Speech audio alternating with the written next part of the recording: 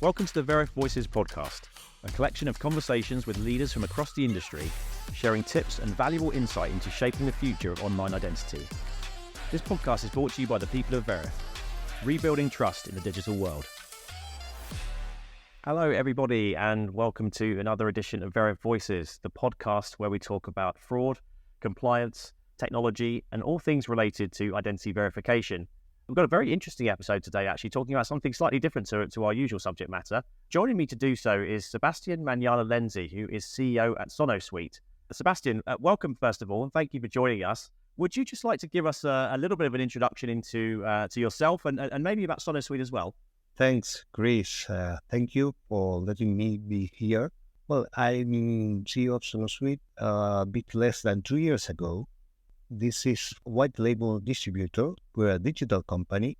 We serve our clients that are record labels and distributors, load the legitimate content to all DSPs worldwide and monetize that original content, those assets. They have rights on them. Awesome. Yes, I say it's a very different and unique use case for us. I mean, we're very sort of used to working with financial services companies and marketplaces and things like that. But sort of the music publication space is a completely new one to us. So tell us a little bit more about the sort of the use case here and what sort of problems were being experienced in the first place that sort of led you to sort of seek out Veriff. Basically, our clients need help every day. We give them service, we provide them with service, and that is because they need to manage a catalog in a digital space, and they basically, they are starting, most of them, to understand this world. So their clients are artists, and they also need help from record labels and distributors. So we have to give them the right tools so they can manage those assets they have on their own and monetize those assets. I mean, obviously, one of the main drivers that cause companies to seek out Veriff or any other identity verification partner usually is either compliance driven, in that it's sort of government mandated. There's some sort of regulation that they sort of have to comply to, or there's some sort of fraud aspect to it, as in there is sort of damage from fraudsters. So what was the sort of the push for you guys? I'm presuming it was the latter, in that there was sort of you were experiencing some kind of fraud and needed to present it in some way. Let's put it this way. There's little regulation. This is a business that is worldwide, is distributed, is digital. So it's very difficult to put, let's say, a governance layer on top of it. And therefore, each actor has to identify the needs of its own ecosystem and put those right tools to work.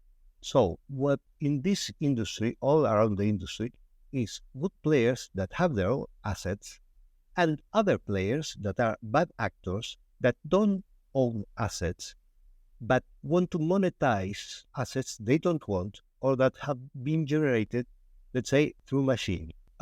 So we have to work in a very different way to identify those bad actors and let them out of our ecosystem.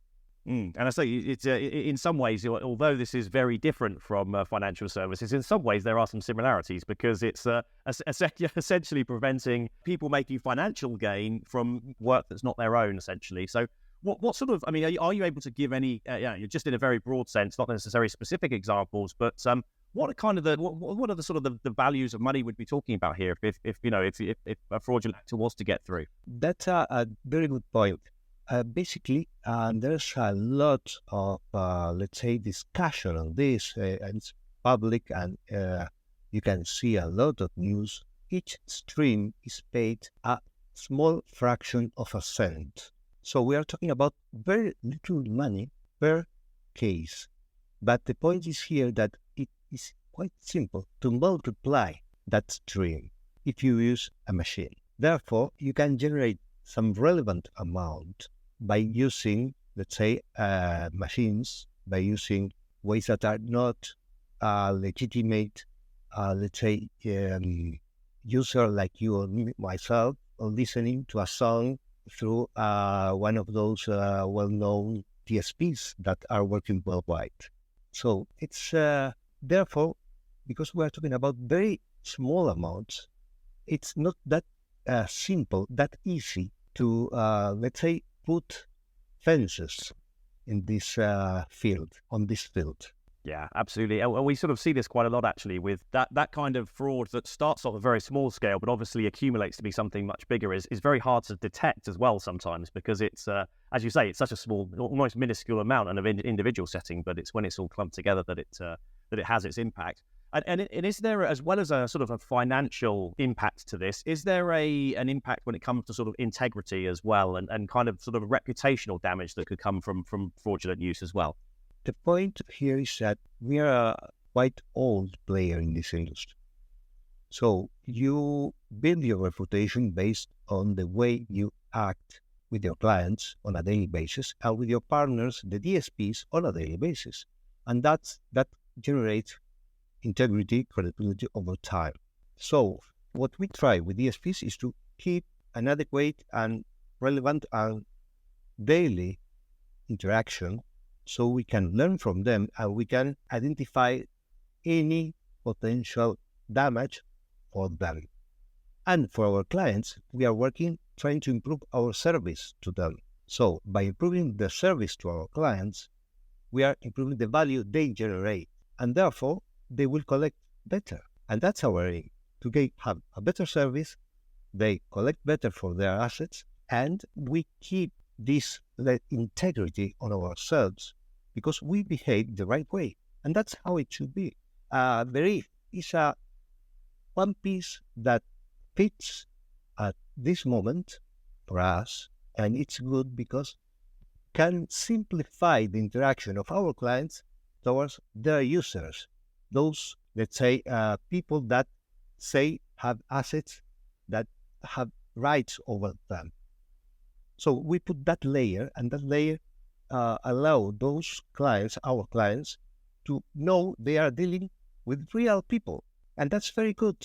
Yeah, I like that. And do you think as well then that it creates a kind of a positive impression, I suppose, for your customers when they're going through this sort of login process? They have to go through this quite robust layer sometimes of identification. Do you think that's something that kind of sets you apart from your competitors as well? I mean, you mentioned that you're quite old players in this game. You've been around a little while, so you have this reputation anyway. But do you think that reputation is enhanced by the robustness of the measures that you're putting in place? Well, Chris, you build reputation every day. So we put this in place, and that's it. And now it's working, and it is helping our clients to simplify their business, and that's good. Now we have to move on because others will follow us for sure, and we will be doing this every day. Yeah, it's one of those things, isn't it? I think that this your kind of customer onboarding strategy needs to constantly be evolving. I think that in line with the fact that the people committing fraud are constantly evolving as well, so they're always becoming more advanced. The people committing fraud have new tools available all to them all the time, and that kind of thing. So it kind of makes sense that for your fraud prevention strategy, your customer onboarding strategy has to be reflective of that and have a bit of agility to it to sort of be able to adapt as time goes on. So just focusing on that for a moment then, how do you go about that internally, sort of bringing that strategy together? Do you have a team dedicated to this? Is it a certain individual, or is it, how do you sort of keep ahead of the game in that respect? I think this is not a game that should play one team of the company. For the same reason, there are not a majority of bad players. There's a majority of good players. But if you have just one bad player, then it makes a lot of noise. So we don't want that bad player. So we want to have our good players playing the fair game, and we'll have no noise here. Therefore, we need every team of the company to be aware of any possible situation where a bad player can get into the team, into the game, and therefore act in the right way. And that's not only the onboarding process, that's also when you load content to DSPs, and that's a different part of our value chain.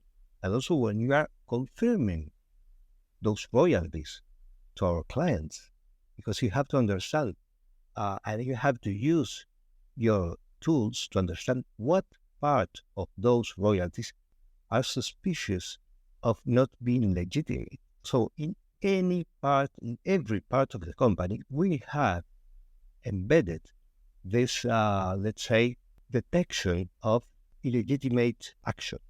Yeah, that's a great way to approach it, actually. And I think I'm quite fortunate in the position I have. I get to speak to lots of customers like yourself, and that seems to be the common thread running through them all. Actually, is that it's not just something that one department or team is responsible for. It really is something that has to be acknowledged and be a responsibility for every team in the company. Because another thing about fraudsters is that they're opportunistic. They will try to exploit any type of weakness. So, it's one of those things that I think that if teams are united in their purpose and their kind of the way that they go about doing things, you're much more likely to be successful in keeping these things at bay. So that's fascinating. So let's talk a little bit more about the sort of the music industry, I suppose, and the bigger picture. You mentioned there about the ever-evolving landscape that it is from a fraud point of view, but what do you think are some of the main challenges in the current market environment, and what have you learned from your sort of experience so far in this space? Yeah, here the main challenge, look, Chris, there are at least 10 million creators out there, 10 million worldwide, at least, and it's a natural human activity, creating music, and I add video also. So that's natural for us.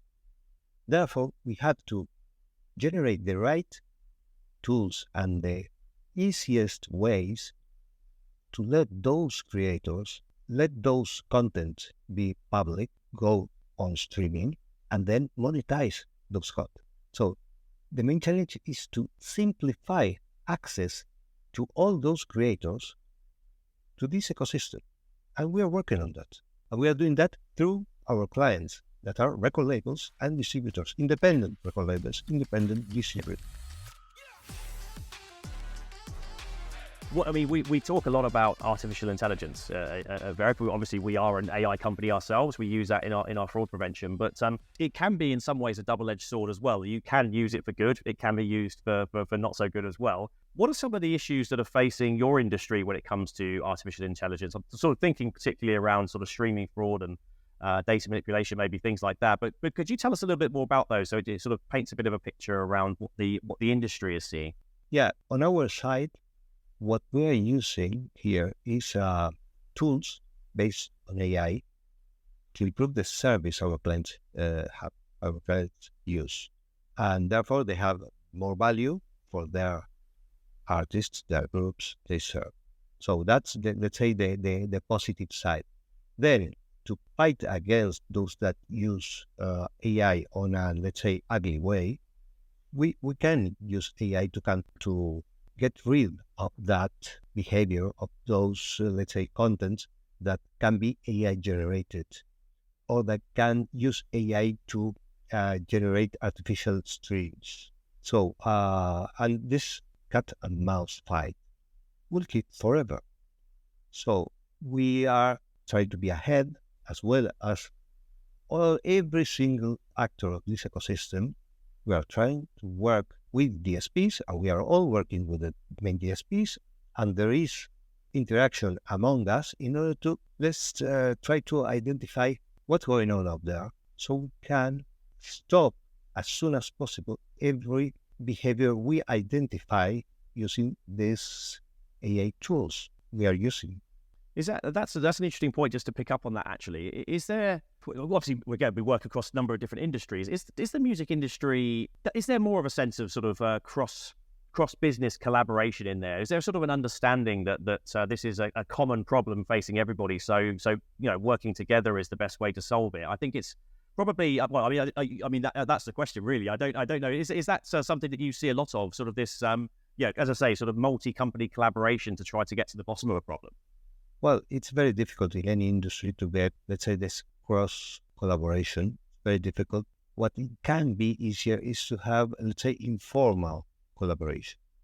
So on an informal way, on a more technical way, you can put the technical teams to, let's say, work on specific issues. And basically because DSPs that have global footprint, most of them, at least the big players, have global footprint, Well, they can, and we work on a, let's say, technical basis. We work with them and they work with our competitors. So we have that, let's say, point that is a single point of contact. And therefore, there's a way of learning and understanding, especially those bad behaviors we all want to prevent.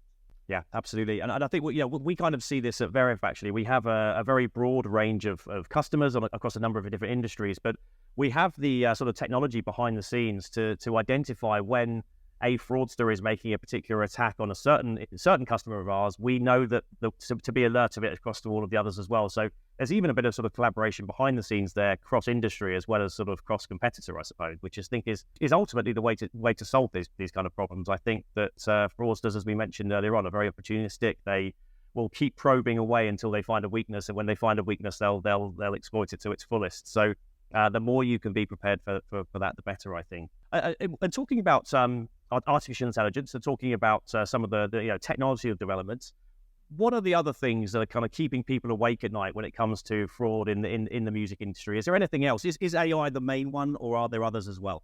There are many tools that can be used, but it's clear that AI can simplify and speed up the way we improve our service in all possible ways.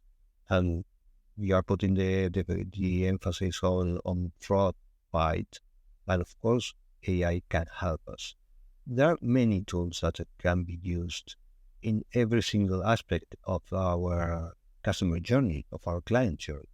So, for managing the catalog, there are tools, and also for monetizing that catalogs, there are tools. So, it's a matter of trying to be creative and to find the right way that we can put work today, not tomorrow, today. Try to give a bit more of service and simplify the life of our clients.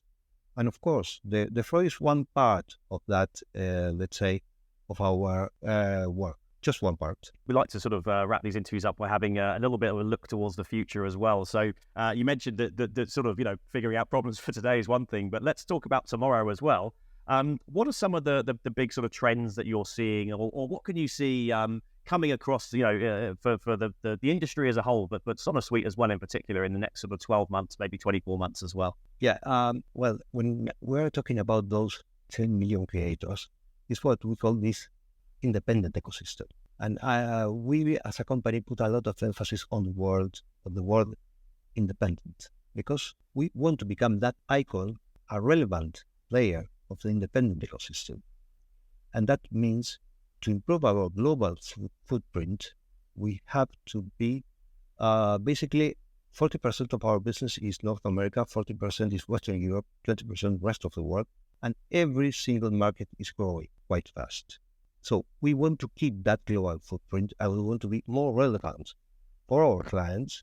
And to be more relevant, that means to expand that global footprint we already have. So basically, that's our goal for the next 12, 24 months.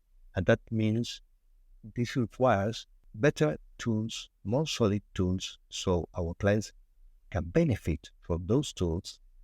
And of course, we are talking about managing catalog, we are talking about monetizing royalties, we are talking about service we give them, and they can give that service to their final users. As you say, this part that you are talking about, that is fraud, is a part that we don't want to exist, but it's there. So we are doing our job in order to reduce it and to put it to a level that is, let's say, that makes the less possible noise, because we want the money, the real money, go to the real owners of that money. Yeah, absolutely. I think that's a great message, actually. And I think that Veriff does kind of tie in with that to a certain extent as well. I think one of the things that we're very proud of is our ability to help our customers grow globally. We've got the biggest, document database on the market, greatest number of languages that are available and things like that. So it means that, users to your service can log on whether they're based in any other country in the world. Really, that it's remarkable the sort of the depth of documents that we have, and that enables businesses like yours to grow into new areas and sort of spread to new regions and that kind of thing as well. So it's great to hear. Are there any other kind of cultural similarities, do you think, between Veriff and SonoSuite? Because I think we've identified a couple already, but in terms of how we fight fraud and that sort of global growth piece. But are there any others as well that you've seen from your side? I think we are companies that want to serve a specific market, and we are trying to improve ourselves the best possible way. I try to work as fast as possible so our clients can benefit from us. And we try to learn from the market. We try to learn from our clients, from every single detail we find in our interactions, our daily interactions. And at the same time, we try to look a bit beyond and try to, expand our action, both geographically and with different services with more value to those clients. I think we are quite aligned on this. Yeah, it certainly sounds it. And I think, a lot of what you've said today, talking about, basing things on data, working collaboratively as well, I think that kind of, they're things that are sewn into how we operate the Veriff side as well. So I think it's no surprise that these two companies have found a way of working together. Yeah. I think when they're so similar, that's it's really good to hear. So just tell us, any other plans for SonoSuite? You mentioned geographic expansion, but is there anything else that we should be looking out for, and maybe in the music industry as a whole? The music industry will keep this trend, trying to onboard as many actors as possible, because it's a human need we have. There might be some consolidation in this industry for sure, and that there has been, and this consolidation will continue in the different niches of this industry, because we have incumbents and then we have all this independent ecosystem. And in this game that has been playing for over a century right now, it has always been this way. And every year we have new income, new companies that showing more value, are showing different value, and other companies try to buy those companies, and one eventually grows a lot and becomes a new relevant player. So this will keep running. Now we have Spotify that is doing a good job. We have YouTube doing a good job, and they are real global players. We have TikTok making a lot of noise and expanding their footprint in many, many markets, and others will come for sure, and will be there. Yeah, that's the thing to think about, isn't it? That the only thing that's sort of constant in this world is change, actually, and it's it's great to see that you're sort of adapting with that. And I think actually, you made a really good point there too, actually, that it's around the whole sort of point of this really is about the creators, the people who are making the music in the first place. Obviously, Veriff and yourselves are businesses, and we exist to make money and everything else. But what it comes down to really is protecting the people who use these services and rely on these services, whether that's financial services with a bank and it's end users or artists and creators, as it is in your community as well. So I think it's important not to forget that there's a bigger purpose to all of this stuff too, don't you think? Absolutely, Luis. We being our founders and musicians, they're creators. Most of our employees are creators, or they belong to this industry. So we are really truly believe this is our purpose, to serve this ecosystem. That's why we want to become more relevant, because we truly want to serve and to generate more value. Yeah, absolutely. That's really good to hear. And I think that, Veriff and fraud prevention generally is sometimes seen as something that's quite a sort of, quite a boring subject in some ways. But I think there is a higher purpose to it. And for everybody, every creator that we can help and protect their income streams and everything else, I think it has some value to it, which goes beyond the financial. I think it's one of the things I really like about working in this industry, actually. Absolutely. And we will keep doing our best, to keep serving this market we are in.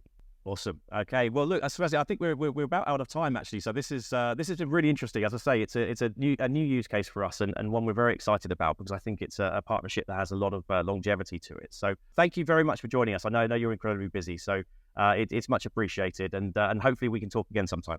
Thanks, Chris. Thanks for your time and for being here with you. Thank you very much. Thanks, Sebastián, and thank you everybody for listening. This podcast is brought to you by Veriff. Identity verification made simple. Learn more at veriff.com.